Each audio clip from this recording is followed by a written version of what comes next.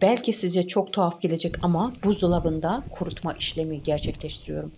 Bahçemden hasat etmiş olduğum kuş üzümlerini delikli ahşap bir sepet içerisinde buzdolabında bir süre beklettim ve kurutma işlemi gerçekleşmiş oldu.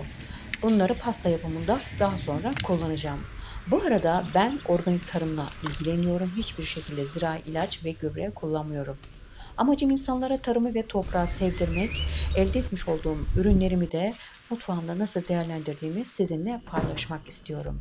Sizler de bu amacım için bana destek olabilir misiniz? Kanalıma abone olup, yorum yapıp, beğeni atıp paylaşımda bulunabilir misiniz? Şimdiden hepinize çok teşekkür ederim.